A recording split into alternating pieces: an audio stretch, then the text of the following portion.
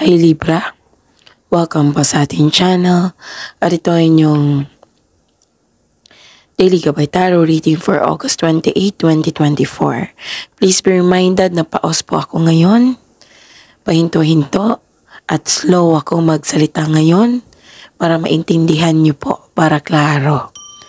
Okay, so pasensya na po kung paos ako ngayon at focus kayo sa mensahe para may makuha kayong gabay sa araw na ito. So, yun. Please be reminded, kung naka-resonate kayo, comment down. Kung hindi kayo naka-resonate, ibigay niyo po sa iba kasi general reading po ito. Maraming salamat po. Libra. August 28, 2024.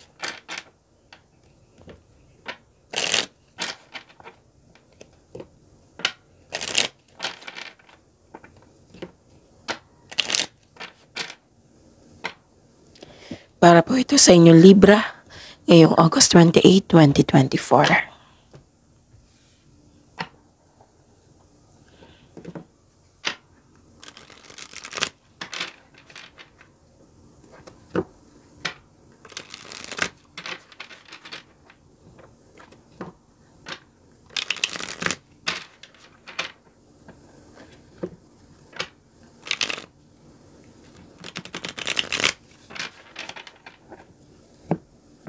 Para po ito sa inyong Libra, August 28, 2024. Spirits Guide, mga ganap po para kay Libra, ngayong August 28, 2024. I need 3 cards po.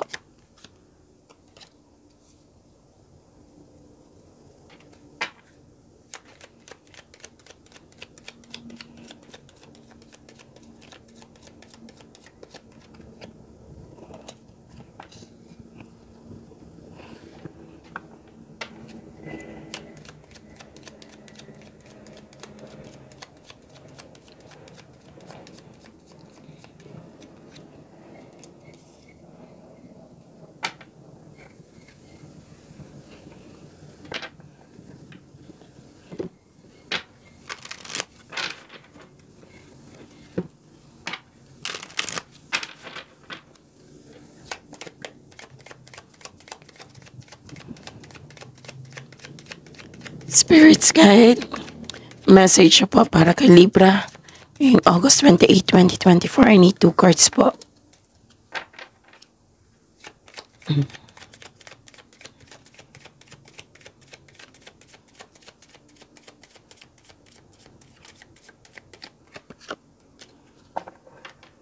Okay.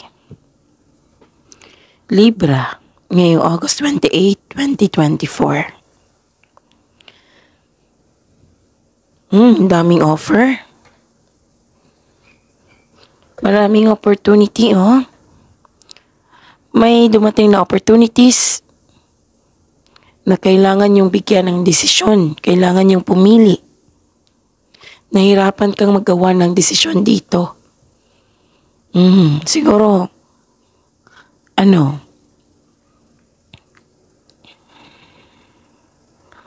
gusto mo yung mga opportunities na in-offer sa iyo?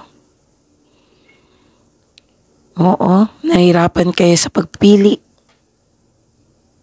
Pagbalanse, kailangan ng pagbalanse. Gather factual information.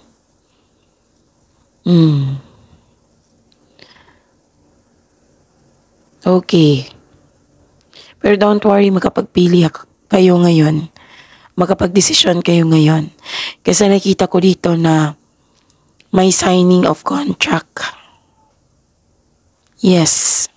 Nagkasundo, may signing of contract. Pwedeng proposal ito ng ligaw na binigyan mo ng oo.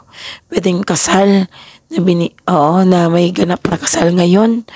Or proposal na for engagement, ganon. May ganap na ganyan. May nakita ko signing of contract, marriage contract. Pwede din ito sa career. May signing of contract. Nagkasundo yung dalawang tao. May promises, may commitment ng dalawang tao. It might be this is your business partner. May partnership na ganap. May nakipag-teammate sa iyo. And yun, contract kasi nakita ko dito eh.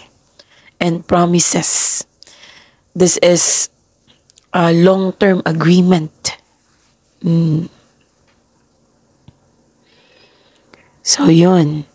Ang mensahe po, accept the inevitable, let go of the past, and welcome a rebirth to begin.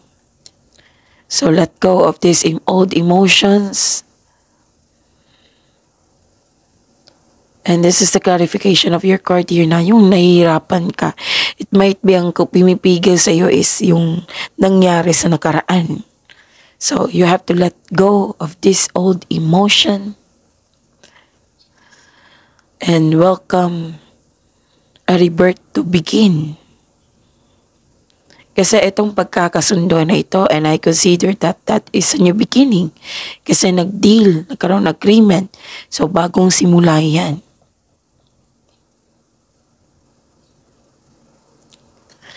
And another message is, use discernment and fortitude to achieve your goals and find a new rhythm. Another card na nagsabi na may new beginning.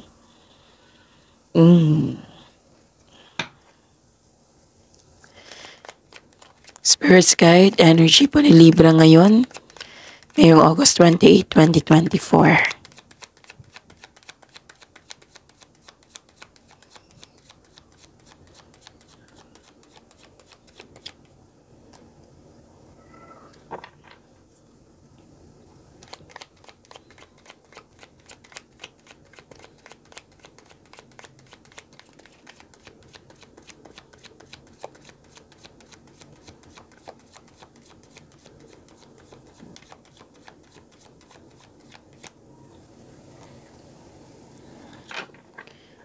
So this is a daily reminder. Panoorin niyo po yung last 4 days. Kapay tarot reading niyo po. Para hindi kayo malito. Para hindi kayo maguluhan. Panoorin niyo po yung last 4 days. Like for example, napanood niyo ito ngayong August 28. Panoorin niyo po yung August 27, 26, 25, 24. Kung may nakita or narinig kayong repeating message, kailangan nyo po iyan bigyan ng atensyon. Kung maaari po, bigyan nyo po ng solusyon at aksyon. Okay. Ang ganda nito. Yes. Kasi, this is a good sign na ibinando na mo na yung toxic na tao or environment. You have your freedom. So, in health, a difficult cycle is about to end. Basta nawala yung toxic na tao, bad habits, you have your freedom. This is your choice. Nalampasan mo na. And this is called recovery. You have your freedom, liberation. Yes. Diba ang ganda? And ang pinakamaganda is, nakikita ko yung happiness mo dito. Libra. Kitang-kita ko. Nagkaroon ng hope and healing. Dalawang card na po nagsabi dito na recovery. Diba? Sabi ko kanina, recovery, hope, and healing. And this is the clarification na may opportunities na dumating. 3 card na po nagsabi niyan. So, may unexpected help din na dumating. May pag-asa kang madama, maging positibo, at gumawa ng paraan. This card offers hope and guidance. Kung nahihirapan ka ngayon, Have faith that your luck is about to change for the better. Ang ilan sa inyo, inspired sa pagde-decorate sa bahay. And please know, sabi po ng card nyo na all your dreams are coming true. This is also a money luck. This is a money luck. Parehas kayo ni Gemini sa mga cross-watcher dito. Tingnan natin mamaya kay Aquarius. Kung nawalan ka ngayon, kung nawalan ka noon, ito yung luck na mangyayari. Like for example, this is healing from money or job loss. Example yan ha. Kasi nakita ko dito na may money luck. Para sa mga negosyante, you may be guided to begin a new business. Tapos may hidden talent po daw kayo na magamit nyo sa negosyo. And this card tells you na nakatanggap kayo ng fame, awards, compliment. Yes. Nasa process on healing ka na. At nakikita ko dito yung pagiging kalma mo. Oo. So, ang ganda. You're healing from the past and feeling hopeful for the future. Spirits guide, career and money, ni Libra. Ngayong August 28, 2024.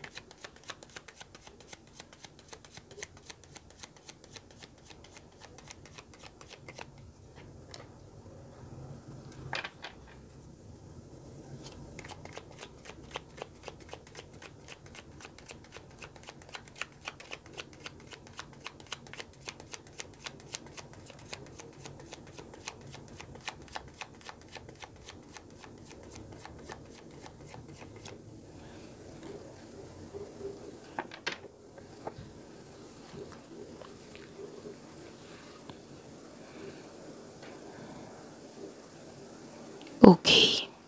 So this is your career and money, Libra.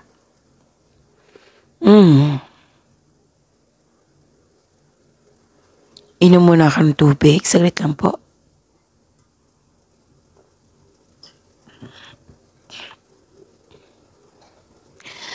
May paalala po ang card nyo po dito, Libra. Diba sabi ko sa inyo na may money luck. Maaring may dumating ngayon na pera sa inyo. And may paalala ang card nyo po na control on overspending. Mag-save po daw kayo ng money. Kasi ayaw ng card na magkaroon ng disbalance sa inyong budget para hindi magalaw yung ipon nyo. Save po daw kayo ng money, sabi po ng card. At sana po, ang sabi po ng card na sana'y hindi kayo mag-overspend sa trabaho. Pahinga din po. May nakita kong tension dito. Or kasi may concern sa isang tao na irresponsable.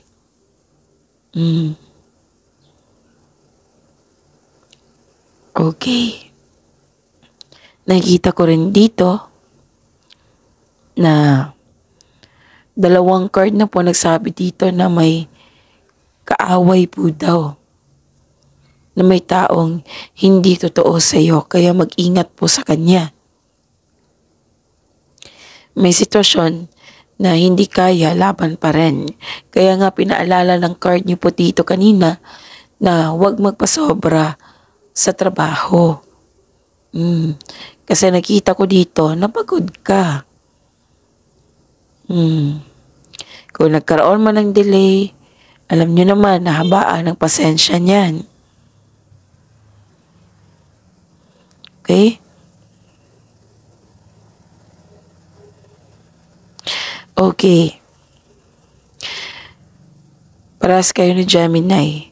May tutol sa inyong desisyon or plano. Maaring nagkaroon ng conflict or argument kasi tutol sa inyong plano or desisyon. Sabi po ng card dito na maging mahinahon po daw kayo. Tapos kung masyado nang mainit ang ulo, magpahinga po daw kayo.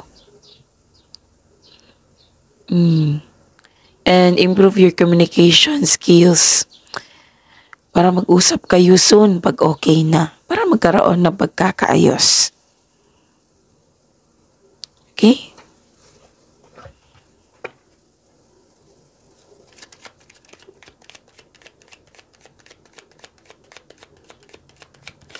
Spirit's Guide, Love Life, Self-Love, Partnership, and Romance ni Libra ngayong August 28, 2024.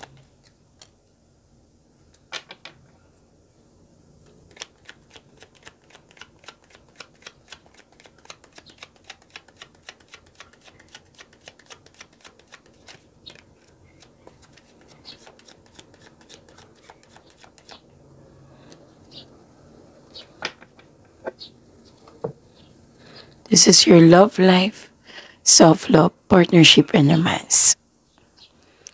Okay.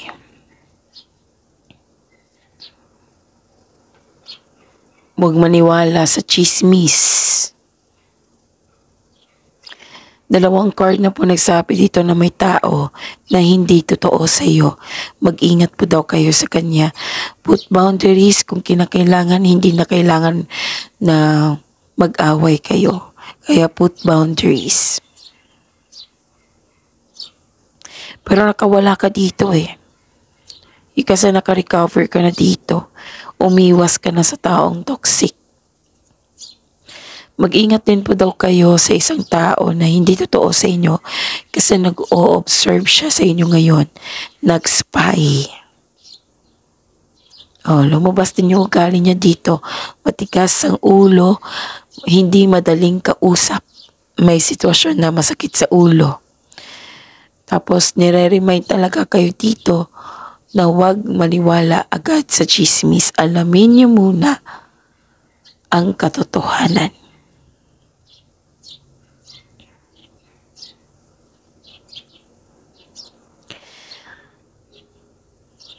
Okay.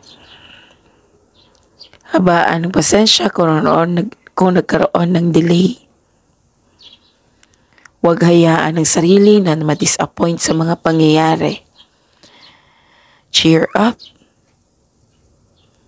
Focus on positivity. Kasi ang positivity, may maibibigay yan sa inyong maganda.